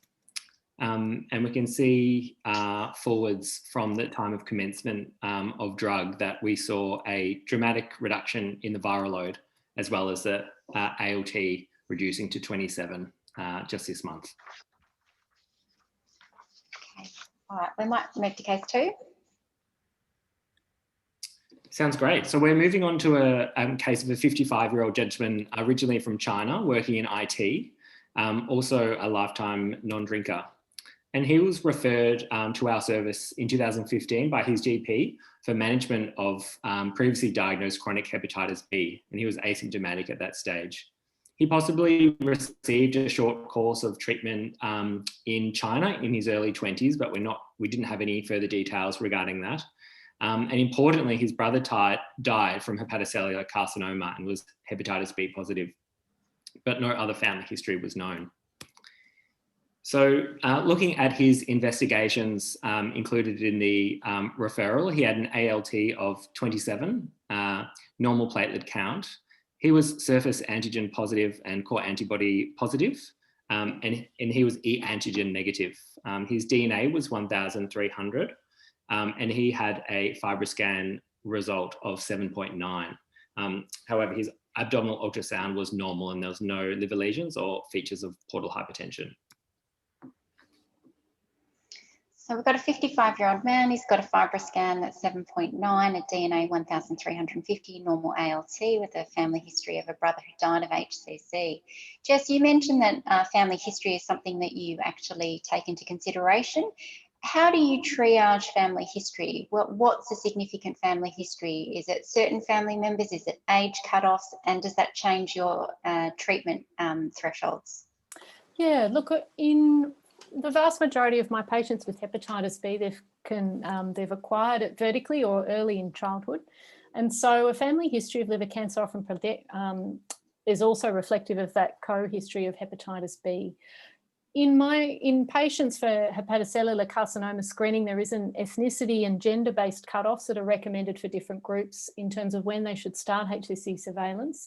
And if there is a family member, I do tend to practice, it's a little bit grey in terms of the evidence, but I do start screening them earlier, usually sort of 5 to 10 years, usually 10 years before the standard age cutoff. If someone developed a HCC particularly early, I would be 10 years prior to their development of the family member's development of liver cancer. And I think that is important. I'd also be assessing for other risk factors that they may have for liver cancer independent of their HCC. We know NAFLD is really common, could be D co-infection, aflatoxin exposure in some parts of the world, and other genetic abnormalities too, a full cancer screening history as well. And does it change your threshold for treatment? Like just because they've got a very strong family history, would you treat if they don't otherwise qualify? I'm probably the wrong person to ask because I'm a very big proponent of early treatment, as you know. In those patients who are e antigen negative over the age of 30 with a viral load greater than 2,000, where it's a little bit grey in the EASL criteria whether we really should be treating, I am tempted to treat, and I discuss the pros and cons with patients and go through carefully and make that decision with them. But that is a group that I would be quite tempted to treat. Alex? Yeah, I think it lowers your threshold. This fellow's numbers here, he doesn't strictly qualify for PBS treatment, but with his family history, I will be starting to discuss treatment with him. His FibroScan's not quite normal, and he's going to end up on treatment, isn't he? So I would have a discussion with him. If he was very keen on treatment, I think I'd treat him now. If he was not very keen on treatment, I'd wait till his viral load was over 2,000, just to meet PBS criteria, really. But this is an older fellow with FibroScan at 7.9 and a family history of HCC, so you have a pretty low threshold for getting him onto treatment. So Jess, you mentioned enrolling in screening programs. There's a question about the role of alpha-fetoprotein. Yeah, look, alpha-fetoprotein's come in and out of the guidelines quite a few times, not reflecting my age, but it has been in and out in my time practicing as a gastroenterologist. Look, I do it like many hepatologists do. It's not, it's very low in terms of its sensitivity and it's moderately specific. But where I find it useful is when you've got a high pretest probability and you're just wanting to pick up on those patients where it may not be quite clear on their imaging. And we use it certainly as a sort of a biomarker, I guess, to look for recurrence when we definitively treat patients. So from my point of view, I do tend to order it, but for surveillance purposes, the data is very weak for its beneficial role, I would have to say. And ultrasound's really the key component of that surveillance program. Simon, we might keep going. So looking forward to how this gentleman went, I'll just bring up his blood tests here. So over the coming years to May 2018, we saw a progressive rise in the ALT up to 104. And his e antigen status remained negative. And we can see there that the hepatitis B DNA level continued to rise to 180,000. Would you have treated earlier, Jess, given his family history, Yeah. in November 2017? Yep. Alex? Yeah, I mean, I think this is a good example of what a viral load can tell you from our STOP study and from other previous studies. You know that there's a high likelihood that he's going to have a hepatitis flare from that viral load of 32,000. Once it jumps up like that, there's a very high likelihood they'll have a biochemical flare. So here, I guess it's nice proof of principle that rule holds true. I would have started him on treatment in November of 2017. Yeah. And we talked about sort of surface antigen levels in your cohorts. What do you think of your surface antigen level? It's low, but not very low. But that's all you can. I think that's all you can say at the moment. I don't think it influences whether you start or stop treatment at the moment. There's some data to suggest that a high surface antigen level is associated with a higher risk of liver cancer, but it's pretty weak data. So I think it's interesting there. I think as we see cure strategies coming through, I think surface antigen levels will be important in making treatment decisions, but they're not very important yet, with the exception of a few niche areas. So Pete, I think you had your hand up there. Yeah, I think also it's important to note here that this person is DNA positive but e antigen negative. So a virus has emerged that no longer makes the e antigen to avoid the immune response. And these e antigen negative mutants or variants are actually strongly associated with progression to liver cancer. So even back at that lower viral load, I would have suggested perhaps we monitor because of the increased risk of liver cancer. And this person from China is likely living with genotypes such as B or C, which are also associated with increased risks of liver cancer. There's so many things to consider, isn't there? So this chap actually didn't have treatment, which is why he wasn't treated. And there was a question earlier, and I think, Thomas, you answered the question in the Q&A chat. This is a problem that we face, patients that we really feel should go on treatment.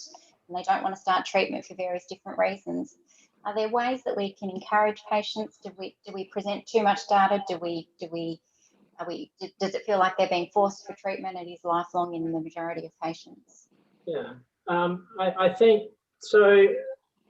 Like I said in my talk, there are people who may have gone through events that mean that they have a certain distrust of the system.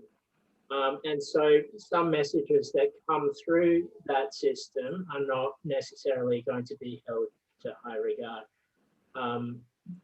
There, you'd probably want to try to get them involved in or linked to people who have experience, like peers who have experience in explaining this sort of thing, or someone who is on treatment and can say, actually, it's pretty safe. I don't feel anything. It's just a daily pill, that sort of thing. And that message coming from someone who's your equal comes a lot stronger than someone telling you this is what you should be doing. Okay. Simon, do you want to keep going? Okay, so at this stage, he was commenced on entecavir at 500 micrograms daily, and he was continued in HCC screening. So we can have a look at his blood tests following commencement of entecavir, and we can see that the ALT fell and was down to 38 in May, and his DNA became undetectable as well. However, into November 2019, there was a rise in his ALT to 45, and the DNA level popped up again to 1,500. So Pete, this chap query had some treatment sometime in his early 20s in China. Are we worried about resistance? Yes, so he's, again, I'm not a clinician, but likely to have had lamivudine, and a backbone of a lamivudine resistance, certain combinations of variants can produce resistance to entecavir. So I'm guessing that there is some entecavir resistance here. It's amazing, as a virologist, I'm still amazed that we have not seen after 10 years any resistance or any measurable resistance to tenofovir. I find that quite striking, but there is resistance to entecavir. Just for clinicians who might want to be sort of exploring that, how much of a viral load do we need before we can actually determine resistance? You mean in terms of measuring? Yeah. By PCR, it's 1,000 international units. So Alex, this is your patient sitting in front of you. What would your concerns be? Yeah, you've got to think about resistance. It's actually incredibly uncommon in patients who've not been lamivudine exposed. I agree with Pete's comment, and this patient had some treatment in China. We're not sure what it was, so it's certainly possible that he's been lamivudine exposed. But I think you also have to think about adherence. Patients don't take their tablets every day. And so I think I'd have a chat to him about adherence to his treatment, and I'd be monitoring his viral load. It's still a relatively low viral load, so I don't think there's urgency to change treatment at the moment. Simon, do you want to keep going? So Alex was spot on the money there. The patient confessed to not taking his medication regularly, and so he was counselled with regard to that and was continued to be followed up with repeat blood tests. And with adherence to therapy, we saw a reduction in the ALT and in the DNA level. However, the DNA level was still detectable. So Alex, what's your approach to people who are not taking their medications properly? How do you try to get them taking them again? Well, I just have a discussion about the importance of taking your pills every day, that there is a risk of resistance developing if you don't take your pills every day, and the best way to promote resistance is to only take your tablets every now and then. And also I discuss again the risk of liver cancer and its relationship to viral load. What should I be saying, Thomas? What should I be saying? That sounds good, but again, it's sort of like school where teachers can teach as much as they want, but if the home situation, if then that isn't being followed through, if the environment at home is not there, then there's not much a clinician can do, I suppose. I don't know. I think that's a good point. Understanding why they're not adherent, it's a good thing to discuss. Do you talk much about, so Jess, do you talk much about sort of how they take their medications in terms of with food, without food? Do you think that's a big issue in terms of efficacy? Yeah, look, I think I haven't practically found it a really big concern. It's only been 1 or 2 patients that I've found that has improved their viral load afterwards by making some changes.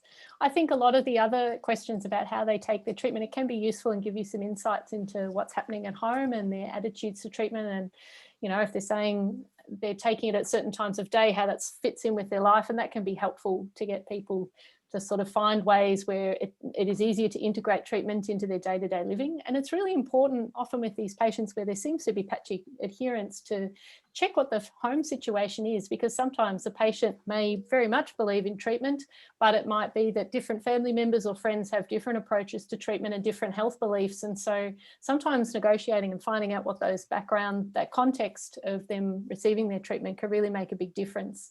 And that's where sometimes seeing them with family members or with who they're living with can be really helpful to get a sense of that.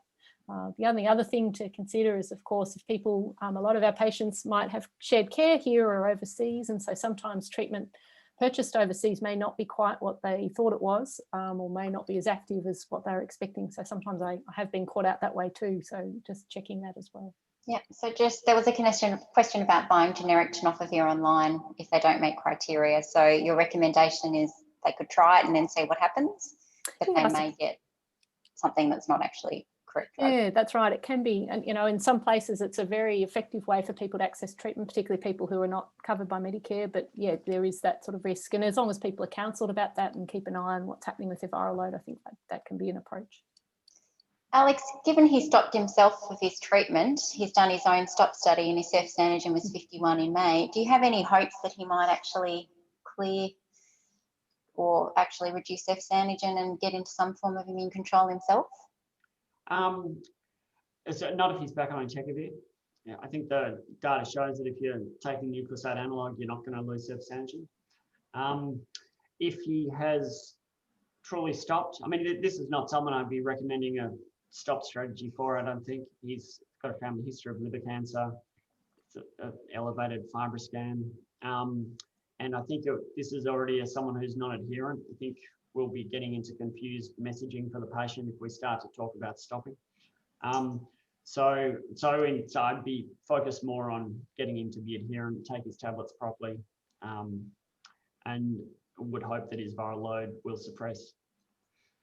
Pete, do you want to talk a little bit more about the surface antigen assay and the MBS criteria or lack of and access to it? Well, we have a very, very effective surface antigen assay now. And as we develop curative therapies and we want functional cure, the only way to measure whether you've got functional cure or not is to measure surface antigen. So we're going to need to have routine testing for surface antigen to determine whether or not we've got functional cure. So this test must be routinely available and must be rebatable. So one thing we're crying out for in the hepatitis B field still are sensitive biomarkers. So surface antigen is obviously a great biomarker for functional cure because surface antigen clearance is functional cure, but we need biomarkers for CCC DNA elimination, as you talked about, Jacinta, in your talk. We're no longer doing, I say we, clinicians are no longer doing biopsies. And so we need markers of the liver by not measuring the liver. So looking at serum HBV levels of RNA and things like that. So the surface antigen is an incredibly important biomarker, particularly of functional cure. So Pete, could people order it? My understanding was that Bidrol, that it's relatively similar to just doing a qualitative test to measure the... Yes, it is, yes. A qualitative test has a MBS reimbursement. So yep. Is Vidril happy to provide that? Yeah, I think so. That's my understanding for St Vincent's. We Yep. seem to be able to access it routinely. Yep. The private laboratories, in my experience, the private laboratories don't always approach Vidril about it. When I order it and patients go to one of the private labs, I often don't get a result. Yeah. Yeah. It needs to be routinely available. Sorry. I was just going to say, if patients are interested in clinical trials, it's an inclusion criteria as well. So it has utility for that also. Yep. So we're incredibly lucky because we get ours at Vidril. So we do actually monitor it in most of our patients purely for academic reasons, I guess, because it's not MBS rebatable, but also it helps us and also in terms of clinical trial.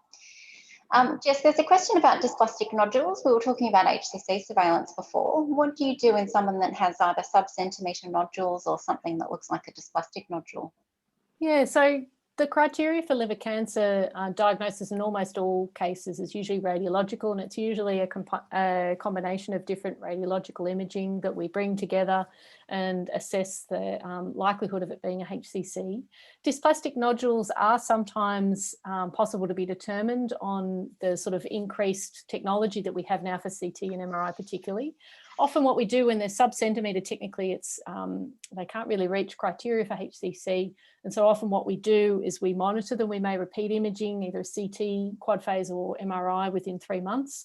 If we're concerned about something that might be sort of have rapidly popped up or a high pretest probability of HCC, we may do a liver biopsy. There is a risk of, risk of tumour seeding with doing the biopsy, but it's pretty minimal. And sometimes, to be honest, sometimes if it's someone who's had a liver cancer before, there's a lesion that looks a lot like a HCC, it's not entirely clear if it's dysplastic or not. The interventional radiologist may opt to treat that, say, with an ablation procedure, but take tissue at the same time to confirm whether it was a dysplastic nodule or HCC at the same time. And how long do you follow them? The dysplastic nodules, we tend to just continue to monitor at 3 monthly intervals for the first sort of 12 months. And then once we've seen that there's been not any suspicious changes or sort of no increased features of malignancy, then we may drop back to HCC surveillance, but it does depend a lot on the clinical context of the spots. Great. And do you think there's anything else that might be contributing to the ALT? There's a few questions about fatty liver or other drugs, or do you think it's very much related to hepatitis B? We do commonly see fatty liver disease in our patients within Australia, and increasingly we're seeing that in all people from different ethnic backgrounds. The fact that the ALTs responded well with the viral load coming down is reassuring to me, and the ultrasounds that they would have had, we can see whether there's steatosis present. It's always precipitous to make sure that you check for other liver toxins, risks such as alcohol, etc., although the gamma GT is not elevated here. And we normally do a full liver screen as well, and looking for hepatitis C and D, etc., and HIV in the right populations as well. I think there's just one more slide, and then we might not have time to get to the last case. So Simon, maybe you just want to finish off and then we'll close the meeting. Sure. So onwards from here, looking forward to August 2020, in spite entecavir therapy, the DNA remained elevated at a level of 800, although the ALT had come down to 31. So at this stage, the patient was switched to tenofovir, and we can have a look forward to see what happened by November 2020. The viral load had responded and reduced down to 34. The ALT remained at 27. All right, we might leave it there. On behalf of the organising committee, I'd like to thank all of our panellists and speakers who've been present tonight, and also at all the other webinars. It's certainly been a wonderful experience for us. I'd like to thank all of our sponsors, without which this meeting couldn't go ahead. We'd like to thank Praxub, who've been helping us behind the scenes with the IT side of things, and to all of you for attending, because without you, we have no webinar. The recordings will be available. We'll send you an email link to those, probably be 3 or 4 days by the time they're uploaded to the Praxub website. You'll be also getting an email with the course notes, so the presentations from today. We'll also answer all the questions that we didn't get to tonight, so we'll provide answers for you, as well as answers to the other questions that we did mention tonight. And other than that, I thank you very much for your attendance, and thank you for a great evening.